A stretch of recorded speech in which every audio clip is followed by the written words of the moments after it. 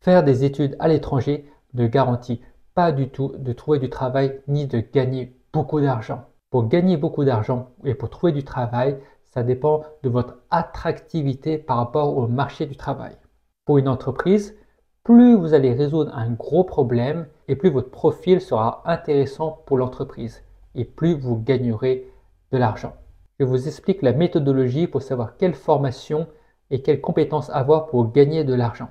Cette méthodologie fonctionne pour les étudiants et pour les personnes en reconversion. Il faut faire du reverse engineering. Alors c'est quoi le reverse engineering? C'est commencer par la fin, par le but, et ensuite aller en arrière, étape par étape. Si vous voulez venir en France, par exemple, et que vous voulez trouver du travail et gagner de l'argent, on peut se demander quel secteur d'activité permet de trouver du travail et de gagner de l'argent en France. IT, luxe, conseil, finance, banque, par exemple. Donc on a le but, maintenant l'étape juste avant. Quels sont les métiers, les rôles et les compétences qui permettent d'entrer dans ces secteurs d'activité? Étape juste avant, quelles sont les formations et les compétences nécessaires pour faire ça, puis pour faire ça? Lorsque vous allez venir en France pour commencer des études, faire une formation, bien comme vous avez la trajectoire, vous savez quelle école il faut faire, quelle spécialité il faut faire, quelles compétences, quel stage il faut faire. Comme ça, vous aurez un plan, une trajectoire pour progresser. Moi, j'ai fait cette erreur-là. Comme je n'avais pas de but de carrière, je n'avais pas de vision de quel métier j'avais envie de faire, j'ai choisi une école de commerce et j'ai fait marketing, un domaine assez large où on peut faire un peu tout. Mais après, j'ai travaillé, mon premier vrai travail, c'était en Chine. Je faisais du sourcing dans les usines à Dongguan.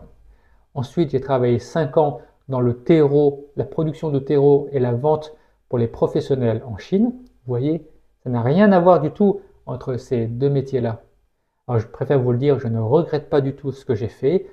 Ces expériences en Chine ont forgé ma personnalité, mais avec un peu de recul, ce n'est pas forcément la meilleure stratégie. Et le souci, c'est que mes deux expériences professionnelles ne sont pas valorisées en France. Donc lorsque je suis revenu en France, j'avais du mal à retrouver un travail intéressant. Le plus dur dans la reconversion professionnelle est de déterminer son chemin. C'est un biais cognitif. Le biais cognitif, les coûts irrécupérables.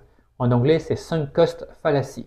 C'est parce que vous avez investi par exemple 3 ans de votre temps, 30 000 € dans une formation en France et que vous galérez à trouver un chemin, un travail, et vous continuez à persévérer même s'il n'y a pas de résultat parce que vous avez déjà investi 3 ans et beaucoup d'argent dedans.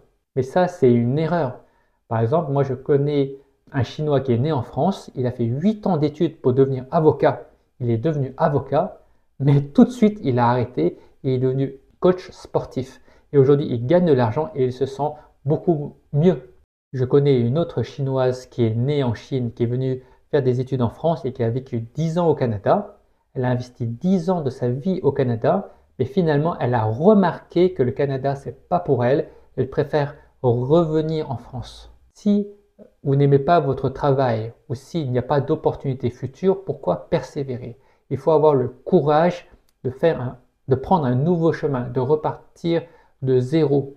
Et si vous avez peur du regard de votre famille, de vos anciens camarades de classe qui vont peut-être se moquer de vous, ben moi je leur dis merde, c'est votre vie, vous faites ce que vous voulez. En conclusion, pour les Chinois qui ont envie de venir en France, eh bien n'oubliez pas votre carrière professionnelle. Commencez par la fin et ensuite décidez quelle formation, quel stage faire. Et pour ceux qui n'aiment pas leur chemin, eh bien, ayez le courage de changer de chemin rapidement. Si cette vidéo vous a intéressé, vous a apporté quelque chose, laissez un commentaire et un petit like, ça va m'aider beaucoup pour développer la chaîne et à transmettre ce message à plus de monde. Je vous remercie et je vous dis à la prochaine. Bye bye.